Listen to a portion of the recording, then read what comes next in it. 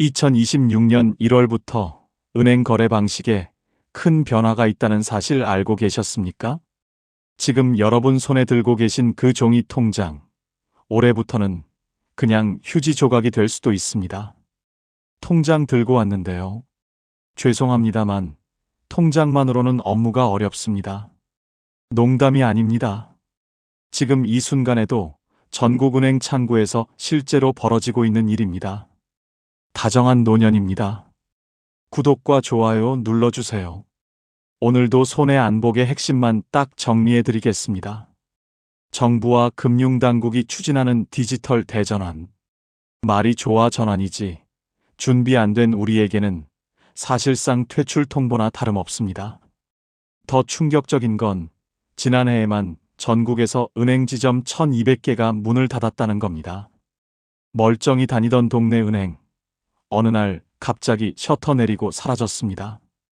그 자리엔 차가운 기계만 덩그러니 남았습니다. 기계 쓰시면 됩니다. 그렇게 말하던 은행들이 이제는 그 기계마저 하나 둘씩 뜯어가고 있습니다.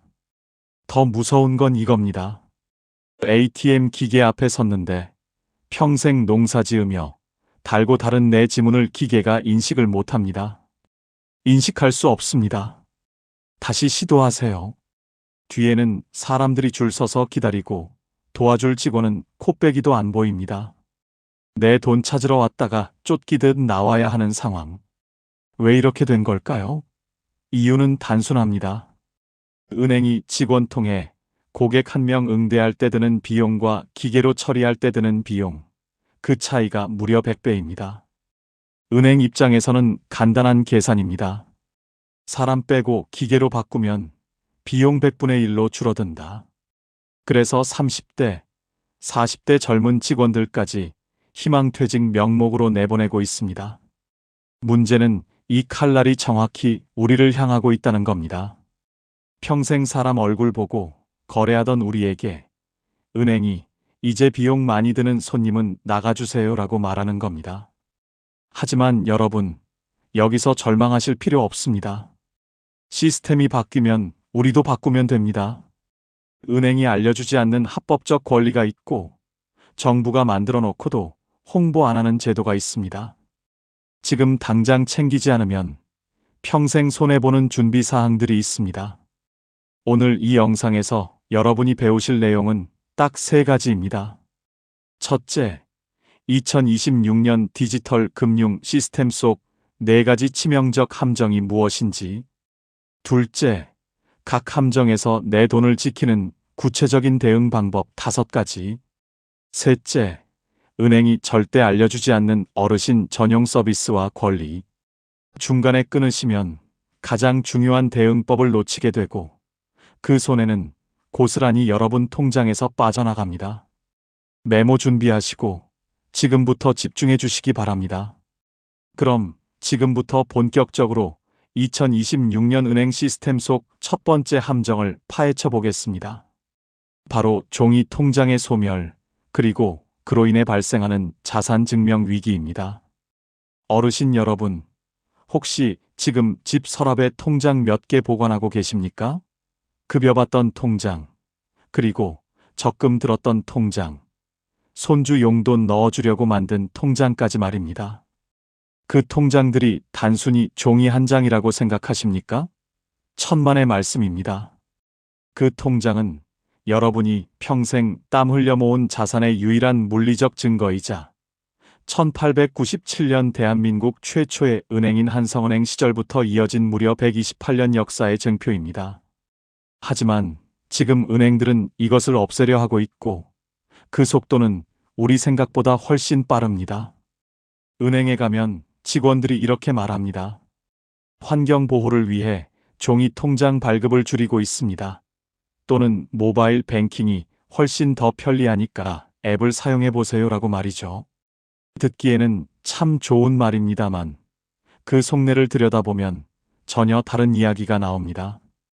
금융감독원이 2025년 12월에 공개한 시중은행 영업원가 분석 보고서를 보면 충격적인 숫자가 나옵니다.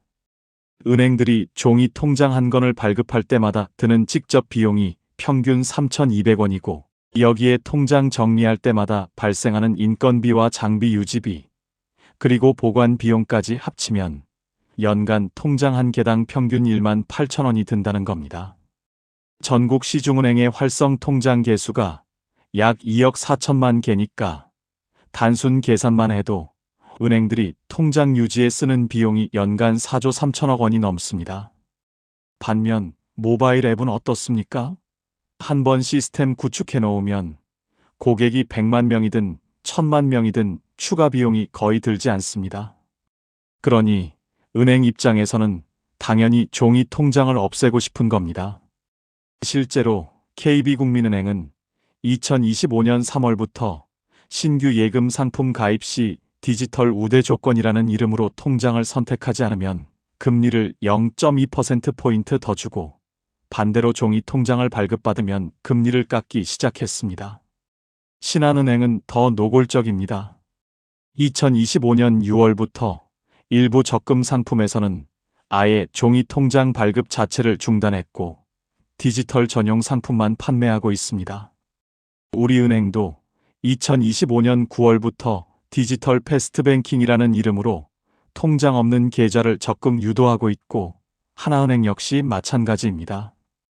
2026년 1월 현재 기준으로 시중 주요 은행 5곳 중 4곳이 종이 통장 발급에 불이익을 주거나 제한을 두고 있다는 게 금융위원회의 공식 집계입니다. 그럼 종이 통장이 없어지면 구체적으로 뭐가 문제일까요? 첫 번째는 내 돈의 흐름을 내 눈으로 직접 확인할 수 없다는 점입니다. 예전에는 장 보러 가는 길에 은행 들러서 통장 정리 한번 탁 하면 이번 달 연금 들어왔네. 전기세는 나갔고 적금 만기는 다음 달 15일이네 이런 게 한눈에 쭉 보였습니다. 통장을 펼치면 지난 3개월, 길게는 6개월 거래 내역이 한 페이지에 다 나오니까 내 돈이 어떻게 움직이는지 패턴이 보였던 겁니다. 그런데 스마트폰 앱은 어떻습니까? 글씨는 개미만하게 작고 화면은 손가락 한 번만 잘못 건드려도 금방금방 넘어가고 어디를 눌러야 원하는 정보가 나오는지도 모르겠습니다.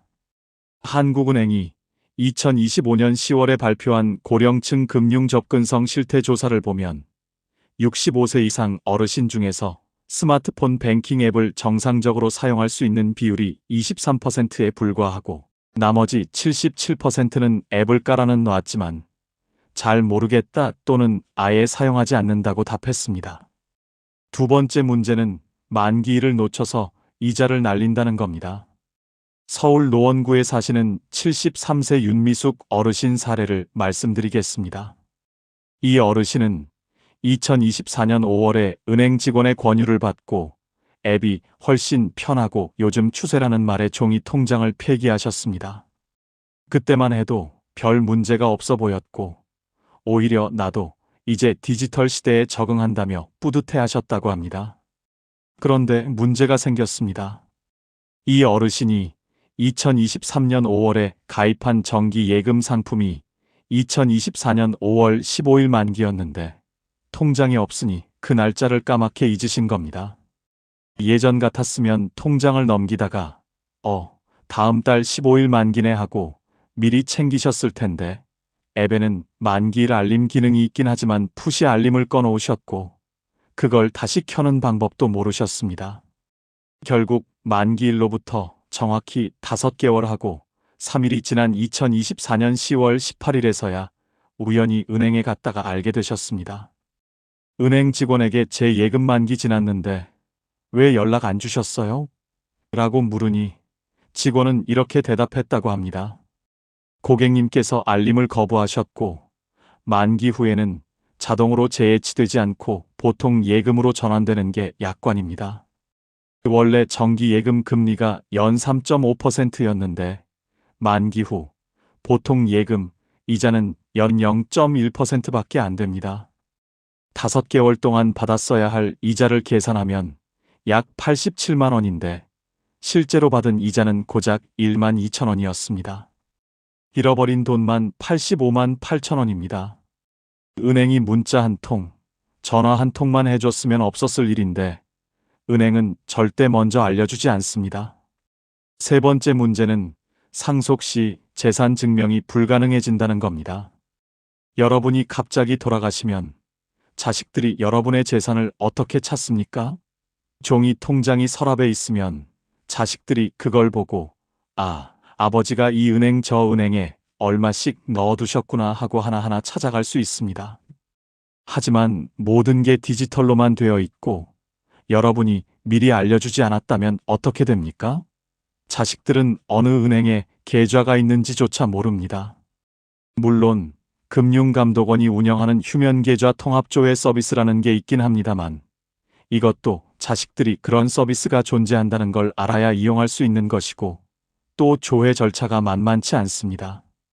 2024년 12월 기준으로 대한민국에서 주인을 찾지 못한 휴면 예금이 얼마인지 아십니까? 정확히 5조 8,347억 원입니다. 이 중 상당수가 돌아가신 어르신들 명의로 남아있는 돈이고 자식들이 존재 자체를 몰라서 찾아가지 못하는 돈입니다. 법에 따르면 휴면 계좌로 분류된 지 10년이 지나면 은행이 그 돈을 예금보험공사로 이관시킵니다. 그러면 그 돈은 사실상 국가 재산이 되어버리는 겁니다. 네 번째 문제는 보이스피싱과 해킹에 무방비로 노출된다는 겁니다. 경찰청이 2025년 11월에 발표한 보이스피싱 범죄 백서를 보면 2025년 한 해 동안 보이스피싱 피해액이 1조 2,437억 원을 넘었고 피해자 수는 전국적으로 17만 8천 명에 달했습니다. 그 중에서 60대 이상 어르신 피해 비율이 67.3%로 전체 피해의 3분의 2가 어르신들에게 집중되어 있습니다. 특히 최근에는 AI 기술이 발전하면서 자녀 목소리까지 완벽하게 흉내내서 엄마 하나 급한 일 생겨서 지금 당장 계좌로 300만 원만 보내줘 하는 수법이 기승을 부리고 있습니다. 경찰 사이버 수사대 관계자 말에 따르면 요즘 AI 음성 합성 기술은 단 3초 분량의 음성 샘플만 있으면 누구 목소리든 똑같이 만들어낼 수 있다고 합니다. 하지만 여기서 절망하지 마십시오. 아직 늦지 않았습니다. 지금부터 말씀드릴 두 번째는 더 잔인합니다.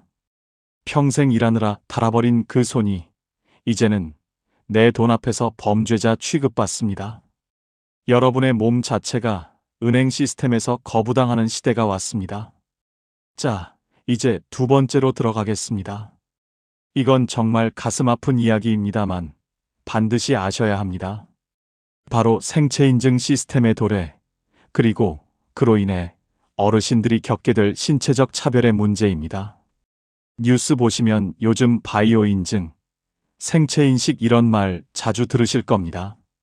쉽게 말하면 비밀번호나 도장 대신에 내 몸의 일부를 가지고 본인 확인을 한다는 겁니다. 지문, 홍채, 얼굴, 손바닥 정맥 이런 것들 말입니다.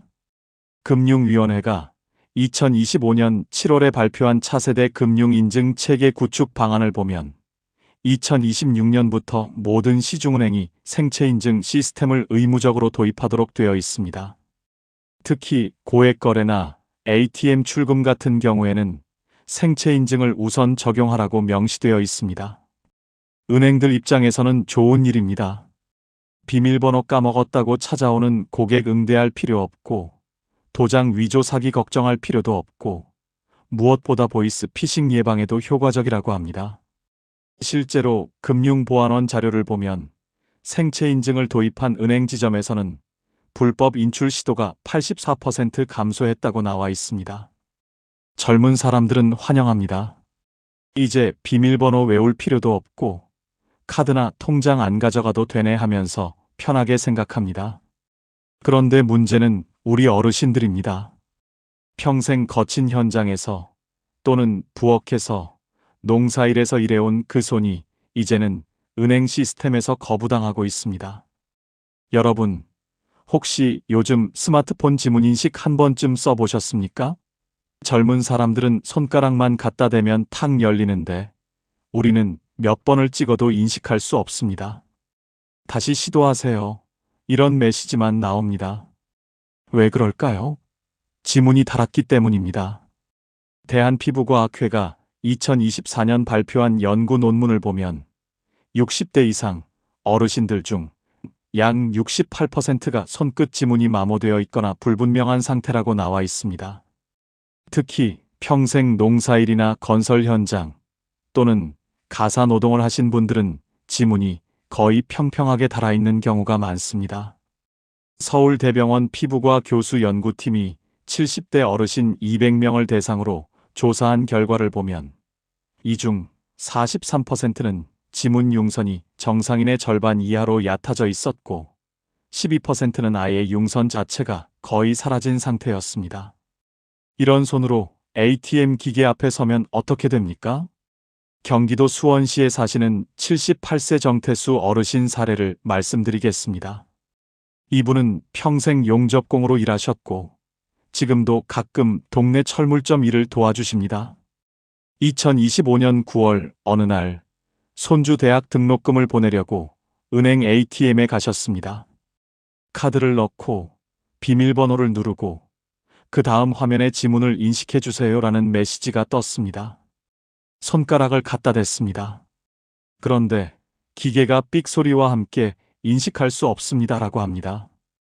다시 손가락을 닦아서 대봤습니다. 또 안 됩니다. 세 번째 시도, 네 번째 시도, 다섯 번째 시도. 계속 실패했습니다. 뒤에는 사람들이 줄을 서서 기다리고 누군가는 에이, 빨리 좀 하시지라며 혀를 찹니다. 정 어르신은 등에서 식은땀이 흐르고 손은 떨리기 시작했습니다. 결국 10분을 넘게 씨름하다가 포기하고 창구로 갔습니다. 그런데 창구 직원은 뭐라고 했을까요? ATM에서 안 되시면 손바닥 정맥 인증을 등록하셔야 하는데 그건 본점에서만 가능합니다. 여기서는 안 됩니다. 본점까지는 버스로 40분 거리였습니다. 이 어르신은 그날 등록금을 보내지 못했고 다음 날 다시 본점까지 가서야 겨우 일을 마칠 수 있었습니다. 손주 등록금 보내는데 이틀이 걸린 겁니다. 이게 2026년 대한민국의 현실입니다. 한국정보통신기술협회가 2025년 상반기에 전국 ATM 기기 이용 현황을 분석한 자료를 보면 생체 인증 실패율이 연령대별로 극명하게 차이가 납니다. 20대 30대는 실패율이 2.3%에 불과한 반면 60대는 31.7%, 70대 이상은 무려 52.8%에 달했습니다. 70대 이상 어르신 2명 중 1명은 지문 인식에 실패한다는 뜻입니다. 그러면 어떻게 됩니까? 창구로 가야 합니다. 그런데 창구는 또 어떻습니까? 점심시간에는 직원이 없고 번호표 뽑고 1시간씩 기다려야 하고 뒤에 대기하는 사람들 눈치 보여서 제대로 업무도 못 봅니다. 금융감독원이 2025년 10월에 접수한 민원 중에서 생체인증 관련 불편 항목을 분석해보니 전체 민원의 78%가 60대 이상 어르신들이 제기한 것이었고 그중 가장 많은 불만이 지문이 인식되지 않아 업무를 볼 수 없다는 내용이었습니다. 두 번째로 많은 불만은 ATM에서 실패하면 어떻게 해야 하는지 안내가 없다는 것이었고 세 번째는 창구 직원도 대안을 잘 모른다는 것이었습니다. 시스템은 바뀌었는데 현장 대응은 전혀 준비가 안 된 겁니다. 그럼 지문이 안 되니까 홍채나 얼굴 인식을 쓰면 되지 않느냐 이렇게 생각하실 수 있습니다. 하지만 이것도 만만치 않습니다.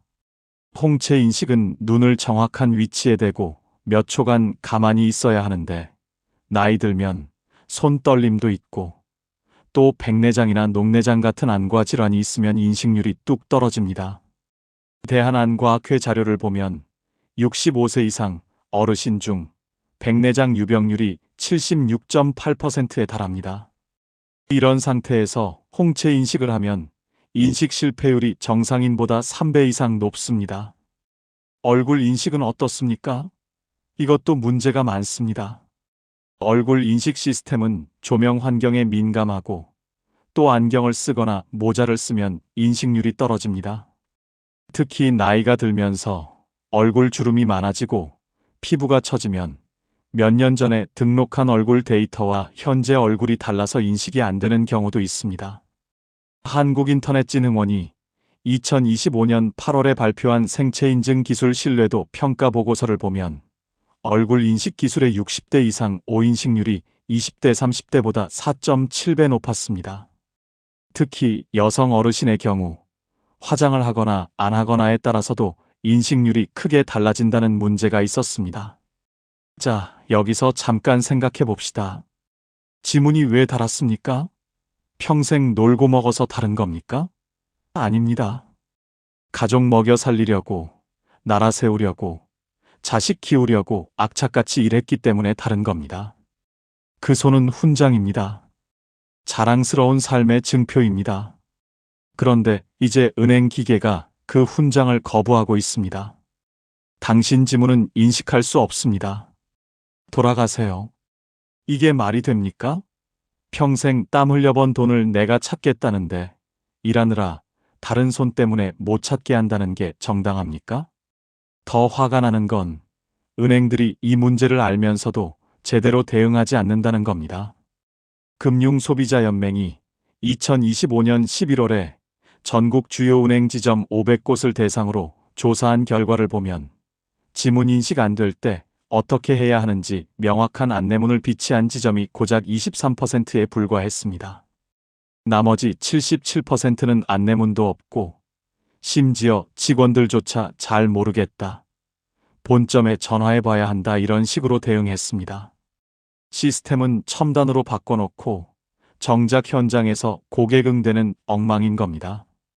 부산 사하구에 사시는 81세 한옥희 할머니 이야기를 들려드리겠습니다. 이 할머니는 평생 식당에서 설거지 일을 하셨고 지금도 가끔 동네 반찬 가게 일을 거들고 계십니다. 2025년 10월 어느 날 병원비를 내려고 ATM에 가셨습니다. 지문 인식이 안 되니까 다른 손가락으로도 해보고 손을 닦아서도 해보고 침 발라서도 해봤습니다. 하지만 계속 실패했습니다. 뒤에 서 있던 30대로 보이는 남자가 큰 소리로 말했습니다. 아니, 할머니 그것도 못하세요? 옆에 비키시면 안 돼요? 한 할머니는 그 순간 눈물이 났다고 합니다. 부끄러워서, 억울해서, 화가 나서 눈물이 나왔지만 참았습니다. 그리고 아무 말 없이 비켜섰습니다. 그날 병원비는 못 내고 집에 돌아오셨고 다음 날 자식한테 전화해서 대신 보내달라고 부탁하셨습니다. 이게 단순한 불편입니까? 아닙니다. 이건 존엄의 문제입니다. 평생 성실하게 일하며 살아온 한 사람의 인간으로서 존엄이 기계 앞에서 짓밟히는 순간입니다. 내 돈 찾으러 왔다가 쫓겨나듯 나와야 하는 그 굴욕감, 그 서러움을 어떻게 말로 설명하겠습니까? 금융감독원에 접수된 민원 중에 ATM 이용 중 다른 고객으로부터 모욕적 언행을 들었다는 내용이 2024년 대비 2025년에 217% 증가했습니다. 그중 83%가 60대 이상 어르신이 제기한 민원이었고 대부분 생체인증 실패로 시간이 오래 걸렸다는 게 원인이었습니다. 그런데 더 큰 문제가 남았습니다. 통장도 없고 내 손도 인식 안 되는데 이제는 은행 건물 자체가 사라집니다. 내 돈이 분명히 있는데 그 돈을 찾으러 갈 곳 자체가 증발해 버리는 겁니다. 자, 이제 세 번째로 들어가겠습니다. 솔직히 말씀드리면 이건 앞에 두 가지보다 훨씬 더 심각한 문제입니다. 왜냐하면 통장이 없는 것도 지문이 안 찍히는 것도 어떻게든 대안이 있습니다만 지금부터 말씀드릴 문제는 대안 자체가 없어지는 상황이기 때문입니다. 바로 금융 사막화 현상. 쉽게 말하면 여러분이 사는 동네에서 은행이 통째로 사라져버리는 겁니다. 여러분, 혹시 최근 몇 년 사이에 집 근처 은행이 갑자기 없어진 경험 있으십니까? 평생 다니던 그 은행, 어느 날 가보니까 셔터가 내려가 있고 문에는 본 지점은 2025년 X월 X일부로 영업을 종료합니다. 인근 XX 지점을 이용해 주시기 바랍니다. 이런 안내문만 덩그러니 붙어있던 경험 말입니다. 그게 혼자만 겪은 일이 아닙니다. 금융감독원이 2026년 1월에 발표한 2025년 금융기관 점포 현황을 보면 지난 한 해 동안 전국에서 문을 닫은 은행 지점이 무려 1247개소입니다. 하루 평균 3.4개꼴로 은행이 사라진 겁니다. 더 충격적인 건 이게 2024년보다 38% 증가한 수치라는 겁니다. 2023년에는 823개, 2024년에는 903개, 그리고 2025년에는 1247개. 해마다 가속도가 붙고 있습니다. 금융권 관계자들은 2026년에는 최소 1,500개 이상이 추가로 폐쇄될 것이라고 전망하고 있습니다. 어느 지역이 가장 심각할까요? 당연히 농어촌과 중소도시입니다. 서울 강남이나 여의도 같은 데는 오히려 VIP 센터를 새로 짓고 있지만 우리가 사는 동네는 정반대입니다. 한국은행이 2025년 9월에 발표한 지역별 금융 접근성 분석 보고서를 보면 인구 5만 명 이하 중소도시와 농어촌 지역에서 폐쇄된 은행 지점 비율이 전체의 76.3%를 차지했습니다. 구체적인 숫자를 보면 더 심각합니다. 경북 영양군은 2020년에 은행 지점이 5개 있었는데 2025년 말 현재 단 1개만 남았습니다. 전남 고흥군은 7개에서 2개로 줄었고 강원 양구군은 4개에서 1개로 줄었습니다. 충남 청양군도 6개에서 1개로, 경남 합천군도 8개에서 3개로 줄었습니다. 이런 곳에 사시는 어르신들은 은행 한 번 가려면 버스를 타고 30분, 길게는 1시간 이상을 나가야 합니다. 버스 요금, 택시 요금, 거기에 시간까지 생각하면 공과금 하나 내는데도 만만치 않은 비용이 듭니다. 왜 은행들은 이렇게 무자비하게 문을 닫는 걸까요? 이유는 앞서 말씀드린 것과 똑같습니다. 돈 때문입니다. 은행은 자선단체가 아닙니다. 철저하게 수익성으로 움직입니다. 한국금융연구원이 2025년 6월에 발표한 은행 점포 수익성 분석 자료를 보면 전국 은행 지점의 평균 연간 유지 비용이 지점당 약 4억 2천만 원입니다. 여기에는 직원 인건비, 임대료, 관리비, 장비 유지비, 보안 비용 등이 포함됩니다. 그런데 수익은 어떻습니까? 대도시 번화가 지점은 연간 10억 20억 원의 수익을 내지만 농어촌이나 중소도시 지점은 연간 수익이 1억 2억 원에 불과합니다. 간단한 계산입니다. 연간 4억 2천만 원 들여서 1억 원 버는 지점을 은행이 왜 유지하겠습니까? KB국민은행 내부 자료를 보면 2025년 상반기에 폐쇄한 지점 147개 중 92%가 수익성 악화를 이유로 들었고 나머지 8%는 인근 지점 통폐합을 이유로 들었습니다. 신한은행, 우리은행, 하나은행 모두 비슷한 상황입니다. 심지어 농협은행조차도 예외가 아닙니다. 농협은 원래 농어촌 주민들을 위해 만들어진 은행 아닙니까? 그런데 농협도 지난 3년간 농어촌 지점 238개를 폐쇄했습니다. 경영 효율화라는 이름 아래 수익 안 나는 지점은 가차없이 정리하고 있습니다. 전북 임실군에 사시는 74세 강병호 어르신 사례를 말씀드리겠습니다. 이 어르신은 평생 이 동네에서 농사를 지으셨고 집에서 도보로 10분 거리에 있던 농협 지점을 40년 넘게 이용하셨습니다. 월급도 거기서 찾고 적금도 거기서 들고 공과금도 거기서 냈습니다. 그런데 2024년 7월 그 지점이 폐쇄됐습니다. 안내문에는 인근 임실읍 지점을 이용해달라고 나와 있었습니다. 임실읍까지는 버스로 35분 거리입니다. 버스는 하루에 6번 다니는데 아침 7시 20분, 9시 40분, 12시 10분, 오후 2시 30분, 4시 50분, 마지막이 6시 30분입니다. 강 어르신은 이제 은행 한 번 가려면 하루 일과를 다 비워야 합니다. 아침 9시 40분 버스 타고 가서 일 보고 점심 먹고 오후 2시 30분 버스 타고 돌아옵니다. 왕복 버스비가 6,000원, 점심값까지 하면 10,000원이 훌쩍 넘습니다. 공과금 50,000원 내러 갔다가 교통비식비로 10,000원 쓰는 겁니다. 게다가 나이가 드니까 장거리 버스 타는 것도 힘듭니다. 허리도 아프고 다리도 아픕니다. 그래서 요즘은 급하지 않으면 은행을 안 갑니다. 통장 정리도 예전엔 한 달에 한 번씩 했는데 이제는 3개월에 한 번 갈까 말까 합니다. 자식한테 부탁하면 되지 않느냐고요? 자식들도 바쁩니다. 서울에서 직장 다니는데 어떻게 매번 부탁하겠습니까? 그래서 강 어르신은 요즘 현금을 집에 많이 쌓아둡니다. 은행 가는 게 힘드니까 한 번 갈 때 많이 찾아놓는 겁니다. 그런데 이게 얼마나 위험합니까? 집에 현금 수백만 원 쌓아두면 도둑 걱정, 화재 걱정 다 해야 합니다. 실제로 경찰청 통계를 보면 2025년 농어촌 지역 주택 절도 사건이 전년 대비 27% 증가했는데 이 중 상당수가 어르신 집에 현금이 많을 것이라고 추정하고 침입한 사건들이었습니다. 경남 하동군에 사시는 68세 송명자 할머니 이야기도 들려드리겠습니다. 이 할머니가 사는 마을은 인구 230명 정도 되는 작은 마을입니다. 2023년까지만 해도 마을 입구에 농협지점이 있었는데 2024년 3월에 폐쇄됐습니다. 가장 가까운 은행이 읍내에 있는데 거리가 18km입니다.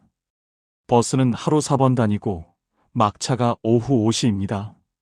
이 할머니는 당뇨병이 있어서 한 달에 한 번 병원에 가야 하는데 병원비를 현금으로 내야 합니다.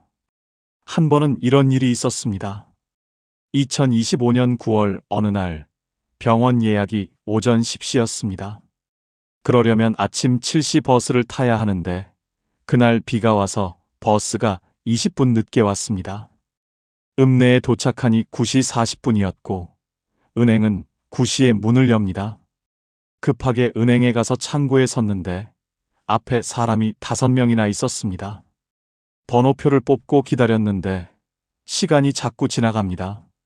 병원 예약 시간은 10시인데 9시 50분이 되어도 차례가 안 옵니다. 결국 병원 예약을 취소하고 은행 일만 보고 돌아왔습니다. 그날 이 할머니는 왕복 4시간을 버스에서 보냈고 은행에서 40분, 총 5시간 가까이를 써서 딱 한 가지 일만 했습니다. 현금 30만 원 찾은 것. 그게 전부입니다. 병원은 다음 달로 미뤄졌고 당뇨약도 떨어져서 약국에서 임시로 일주일치만 받아왔습니다. 통계청 자료를 보면 은행 지점이 1개 이하인 지역의 평균 인구 고령화율이 47.3%입니다. 주민 10명 중 5명이 65세 이상이라는 뜻입니다. 이런 지역에서는 디지털 금융이 더 절실하다고 생각하실 수 있습니다. 그런데 현실은 정반대입니다. 농어촌 지역 어르신들의 스마트폰 뱅킹 앱 이용률이 도시 지역보다 23%포인트 낮습니다. 인터넷 환경도 불안정하고 배울 사람도 없고 무엇보다 평생 대면 거래만 하던 분들이 갑자기 앱을 쓰기가 쉽지 않습니다. 결국 은행은 디지털로 하세요라고 하지만 정작 디지털을 못하는 어르신들만 남은 동네에서 은행이 사라지는 모순이 벌어지는 겁니다. 그럼 은행에서 내놓은 대안이 뭡니까? 이동점포 차량입니다. 은행 직원이 차를 타고 정해진 요일에 마을을 순회하면서 업무를 봐준다는 겁니다. 듣기에는 좋습니다. 하지만 현실은 어떻습니까? 금융감독원이 2025년 10월에 발표한 이동점포 차량 운영 실태 조사를 보면 전국에서 운영 중인 이동점포 차량이 총 127대입니다. 이게 은행이 폐쇄된 1247개 지역을 커버할 수 있겠습니까? 단순 계산만 해도 차량 1대당 9.8개 지역을 돌아야 합니다. 실제로 이 차량들은 일주일에 한 번 또는 격주에 한 번 각 마을을 방문합니다. 방문 시간은 보통 2시간 정도입니다. 그 시간에 마을 주민들이 몰려들면 어떻게 됩니까? 줄 서서 기다려야 합니다. 한 사람당 10분씩만 걸려도 12명밖에 못 봅니다. 강원 평창군에 사시는 70세 박혜란 할머니는 이렇게 말씀하셨습니다. 이동 점포 차량 온다고 해서 갔는데 벌써 사람이 15명이나 줄 서 있더라고요. 1시간 반을 기다렸는데 앞에서 차량 출발 시간 됐다고 문 닫아버렸어요. 다음 주에 오라는데 그때도 또 못 볼 수도 있잖아요. 게다가 이동 점포 차량은 날씨가 나쁘면 운행을 안 합니다. 눈이 오거나 비가 많이 오면 취소됩니다. 2025년 겨울에는 폭설로 강원 경북 산간 지역 이동 점포 차량이 한 달 넘게 운행을 못한 적도 있습니다. 그런데 말입니다. 통장도 사라지고 지문도 안 찍히고 은행도 문 닫았습니다. 더 끔찍한 건 비상 상황에서 내 돈이 완전히 사라질 수도 있다는 겁니다. 전쟁, 정전, 재난. 그때 디지털 속 숫자는 그냥 허상일 뿐입니다. 자, 이제 4번째이자 마지막으로 들어가겠습니다. 이건 가장 무서운 문제입니다. 왜냐하면 앞에 3가지는 그래도 평상시 문제인데 지금부터 말씀드릴 내용은 재난이나 비상 상황에서 발생하는 치명적인 문제이기 때문입니다. 만약 대규모 정전이 발생하거나 통신망이 마비되거나 또는 전쟁 같은 극단적 상황이 벌어지면 어떻게 됩니까? 스마트폰 화면 속 숫자는 그냥 숫자일 뿐입니다. 실제로 그 돈을 찾을 방법이 없습니다. 에이, 그런 일이 어디 있어요? 너무 걱정 많으신 거 아니에요? 이렇게 생각하실 수도 있습니다. 하지만 이건 먼 미래 이야기가 아닙니다. 우리가 이미 겪었던 일이고 또 언제든 다시 겪을 수 있는 일입니다. 2022년 10월 카카오 서버 화재 사고 때를 기억하십니까? 경기도 성남시에 있는 카카오 데이터 센터에서 화재가 발생했고 단 하루 동안 카카오톡, 카카오페이, 카카오뱅크가 모두 먹통이 됐습니다. 그때 카카오뱅크만 쓰던 사람들은 자기 돈이 분명히 있는데도 단 1원도 쓸 수 없었습니다. ATM도 안 되고 송금도 안 되고 심지어 잔액 조회조차 안 됐습니다. 카카오 택시도 안 되고 카카오맵도 안 되고 모든 게 멈췄습니다. 그날 전국적으로 얼마나 많은 사람들이 혼란에 빠졌는지 아십니까? 과학기술정보통신부가 발표한 자료를 보면 그날 하루 동안 영향을 받은 국민이 약 5,300만 명에 달했고 경제적 피해액은 추산하기 어려울 정도로 컸습니다. 음식 주문 못하고 택시 못타고 돈 못 찾고 회의 못하고 업무 못 보고 온 나라가 마비됐습니다. 하지만 그때 종이 통장을 가진 사람들은 어땠습니까? 은행 지점에 직접 가서 통장과 도장만 내밀면 됐습니다. 시스템이 다운되어도 수기로라도 처리가 가능했습니다. 현금을 집에 좀 가지고 있던 사람들은 그날도 평소처럼 살았습니다. 디지털만 믿으면 비상사태 때 속수무책이라는 걸 그때 뼈저리게 느낀 겁니다. 그런데 문제는 2022년 카카오 사태는 단지 한 기업의 서버 문제였다는 겁니다.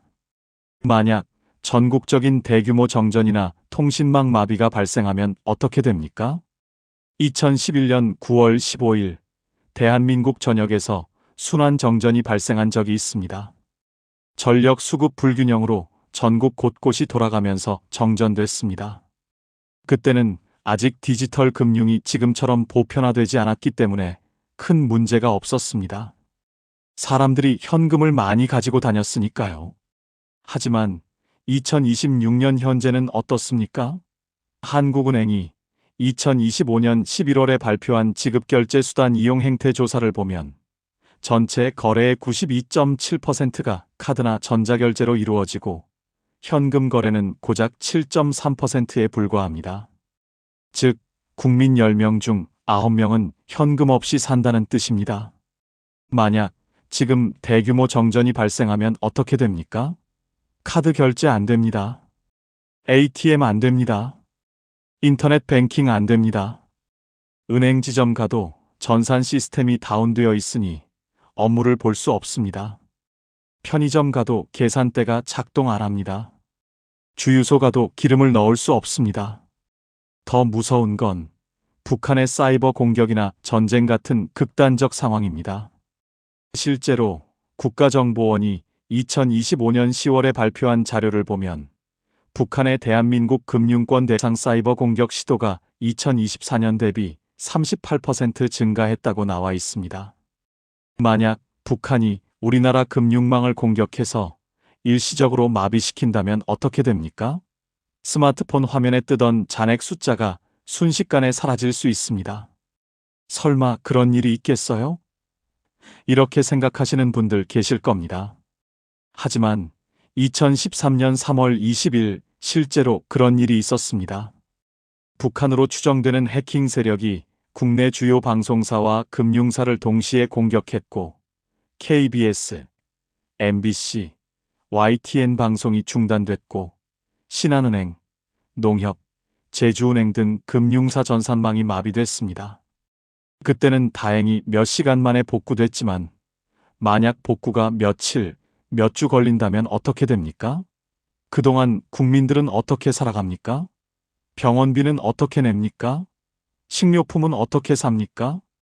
종이 통장이 있고 현금이 집에 좀 있으면 그래도 버틸 수 있습니다. 하지만 모든 걸 디지털로만 의존하고 현금은 한 푼도 없고 통장도 없다면 그야말로 재앙입니다. 국방부가 2024년 12월에 발표한 국가 비상 대비 태세 점검 보고서를 보면 금융 전산망 마비 시 국민 생활 유지를 위한 현금 유통 체계가 취약하다는 지적이 나왔습니다. 즉, 정부도 이 문제를 알고 있다는 겁니다. 보고서에 따르면 만약 전국적인 금융 전산망 마비가 3일 이상 지속되면 필수 생활물자 구매가 불가능해지고 사회 혼란이 가중될 것이라고 경고하고 있습니다. 특히 현금을 거의 가지고 있지 않은 도시 지역 주민들의 피해가 클 것이라고 예측하고 있습니다. 그럼 우리는 어떻게 대비해야 할까요? 정부는 각 가정에서 비상금으로 최소 100만 원 이상의 현금을 보관할 것을 권고하고 있습니다. 하지만 한국은행 조사에 따르면 실제로 집에 비상금으로 100만 원 이상 현금을 보관하는 가구는 전체의 18%에 불과합니다. 나머지 82%는 은행에 돈이 있으니 필요하면 찾으면 되지 또는 카드로 다 해결되는데 굳이 현금을 왜 갖고 있어라고 생각합니다. 이게 얼마나 위험한 생각인지 아십니까? 특히 어르신들은 더 취약합니다. 젊은 사람들은 그래도 비상 상황에서 이동하고 대처할 수 있지만 거동이 불편한 어르신들은 집에 현금이 없으면 정말 난감해집니다. 아파서 병원 가야 하는데 돈을 못 찾으면 어떻게 합니까? 실제로 2022년 카카오 사태 때 경기도 용인시에 사시는 82세 할머니는 급하게 병원에 가야 했는데 카카오 택시도 안 되고 카드 결제도 안 되고 집에 현금도 없어서 결국 이웃집에 돈을 빌려서 택시를 타고 병원에 갔다는 뉴스가 있었습니다. 다행히 이웃이 돈을 빌려줘서 해결됐지만 만약 이웃도 현금이 없었다면 어땠을까요? 생각만 해도 끔찍합니다. 더 심각한 건 요즘 젊은 사람들 중에는 현금이 뭐예요? 카드가 있는데 라고 말하는 사람들이 많다는 겁니다. 20대, 30대 중 약 43%가 한 달에 한 번도 현금을 만지지 않는다고 답했습니다. 이들은 태어날 때부터 카드와 전자결제로 살아왔기 때문에 현금의 중요성을 모릅니다. 하지만 우리 어르신들은 압니다.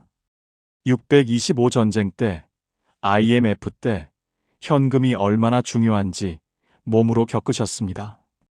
통장의 숫자가 아무리 많아도 그걸 못 찾으면 아무 소용없다는 걸 아십니다. 자, 여기까지 들으시니 어떠십니까? 혹시 지금 집에 비상금으로 현금을 얼마나 보관하고 계십니까?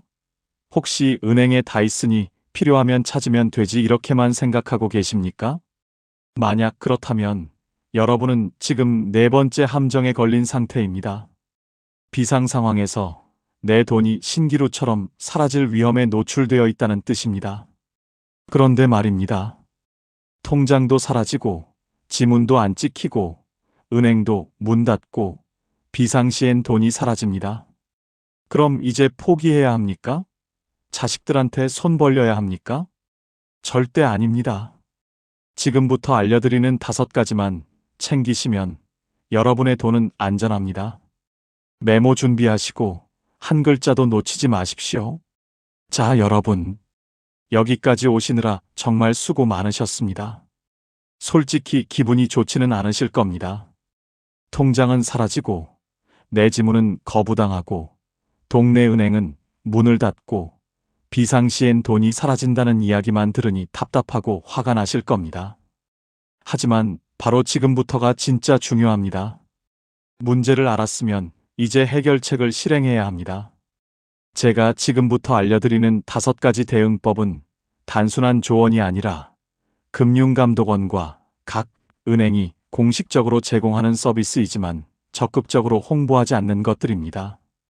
첫 번째, 당장 은행 가서 손바닥 정맥 인증을 등록하십시오. 금융보안원 자료에 따르면 정확도가 99.97%입니다. 신분증 챙겨서 거래은행 창구 가서 손바닥 정맥 인증 등록해 주세요라고 말하면 1분도 안 걸립니다. 둘째, 스마트폰 앱 대신 보이는 ARS를 활용하십시오. 거래은행 고객센터에 전화해서 보이는 ARS 서비스 신청하고 싶다고 말하면 바로 개통됩니다. 셋째, 우리 동네 시니어 특화 점포를 수첩에 적어 두십시오. 거래은행 고객센터에 전화해서 가장 가까운 시니어 특화 점포를 물어보고 수첩에 적어 두십시오.